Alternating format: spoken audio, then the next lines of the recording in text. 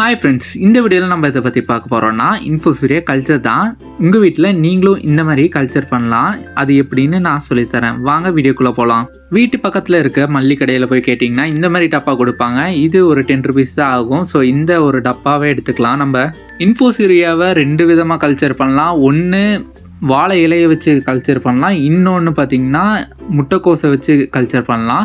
நம்ம பார்த்திங்கன்னா இப்போது வாழை இலையை வச்சு தான் கல்ச்சர் பண்ண போகிறோம். இந்த வீடியோவை ஸ்கிப் பண்ணாமல் ஃபுல்லாக பாருங்கள். அப்போ தான் நான் என்ன சொல்ல வரேன்ட்டு உங்களுக்கு புரியும். எங்கள் வீட்டில் இருக்க வாழை மரத்துலேருந்து காஞ்ச வாழை இலையை எடுத்துட்டேன். இதை வச்சு தான் நம்ம இன்ஃபோசூரியா கல்ச்சர் பண்ண போகிறோம். நம்ம சேனலை நிறைய பேர் பார்க்குறீங்க, சப்ஸ்கிரைப் பண்ண மாட்டீங்க. சின்ன சப்ஸ்கிரைப் பண்ணிடுங்க. எடுத்து வச்ச வாழை இலை நல்லா கழுவி வைக்கணும். ஏன்னா அதில் நிறைய பூச்சிலாம் இருக்கும். ஸோ அதனால் பார்த்தீங்கன்னா நம்ம வாழை இலையை நல்லா கழுவி எடுத்துக்கலாம். இந்த வாழை இலை பார்த்தீங்கன்னா ரொம்பவே அழுக்காக இருந்துச்சு. அதனால் பார்த்தீங்கன்னா நல்லாவே கழுவி எடுத்த ஆரம்பிச்சிட்டேன். கழுவி எடுத்த வாழை இலை பார்த்தா பக்காவாக ரெடி ஆயிடுச்சுங்க. கழுவி வச்ச வாழை இலையை ஓரமாக வச்சுட்டு அந்த டப்பாவில் பார்த்தீங்கன்னா நம்ம தண்ணி பிடிக்க போகிறோம். நிறைய பேர் இது வரைக்கும் பார்த்தீங்கன்னா கரெக்டாக பண்ணிடுங்க. இதுக்கப்புறம் தான் ஒரு மிஸ்டேக் பண்ணிடுங்க. தண்ணி பிடிக்கும் போது டேப் வாட்டரில் நம்ம தண்ணி பிடிக்கக்கூடாது. நீங்கள் மீன் வளர்க்குற தொட்டியில் இருக்க தண்ணி தான் பிடிக்கணும். அப்போ தான் இன்ஃபோசூரியா கல்ச்சர் பார்த்தீங்கன்னா 100% சக்ஸஸாக மாறும். நான் என்கிட்ட இருக்க மௌலி டேங்கில் இருக்க தண்ணி தான் பிடிக்கிறேன். இந்த தண்ணி பார்த்திங்கன்னா அவ்வளோ கிறிஸ்டல் கிளியராக இருக்குது.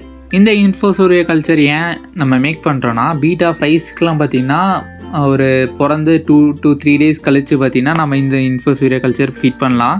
அடுத்ததாக நம்ம பிடிச்சி வச்ச தண்ணியில் நம்ம கழுவி வச்ச வாழை இலையை போடுறோம். நம்ம கழுவி வச்ச வாழை இலையெல்லாம் பார்த்திங்கன்னா கொஞ்சம் கொஞ்சமாக போட ஆரம்பித்தாச்சு. வாழை இலையெல்லாம் பார்த்திங்கன்னா நல்லாவே காஞ்சிருக்கு. நீங்கள் காஞ்ச வாழை இலை இது யூஸ் பண்ணிங்கன்னா நல்லது. வாழை இலை போட்டு முடிச்சதுக்கப்புறம் ஒரு மூடியை வச்சு டைட் பண்ணி மூடிடுங்க. ஏன்னா டெம்ப்ரவரியாக தான் இந்த மூடி வச்சுருக்கோம்.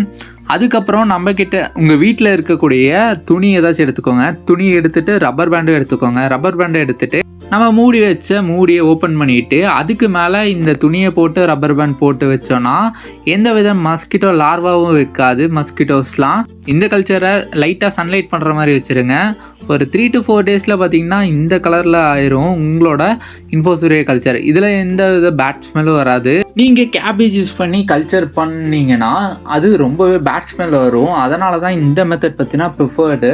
நம்மளோட கல்ச்சரை திறந்து பார்த்தா நல்லாவே ரிசல்ட் இருந்துச்சு. நம்மளோட கல்ச்சர் பார்த்திங்கன்னா வேற ஒரு ரிசல்ட் கொடுத்துருக்கு. இதை பார்த்திங்கன்னா பீட்டா ஃப்ரைஸ்க்கு கொடுத்தோன்னா ஃபஸ்ட்டு ஃபீடாக கொடுக்கலாம். வினிகர் இல் கல்ச்சர் உங்களுக்கு கிடைக்கல அந்த கேஸில் பார்த்திங்கன்னா நீங்கள் இதை பார்த்திங்கன்னா ஃபஸ்ட்டு ப்ரிஃபரன்ஸாக எடுத்துக்கலாம். இந்த இன்ஃபோசூரியா கல்ச்சரை பிறந்த 2 to 3 days ஆன பேபிக்கு ஃபீட் பண்ணலாம். ஃபைட்டர் ஃபிஷ் பேபிஸ்க்கு, பீட்டா ஃப்ரைஸ்க்கு சொல்கிறேன். ஸோ இந்த வீடியோ அவ்வளோதான். இந்த வீடியோ பிடிச்சிருந்தால் லைக் பண்ணுங்கள், ஷேர் பண்ணுங்கள், மறக்காம நம்ம சேனலை சப்ஸ்கிரைப் பண்ணிடுங்க.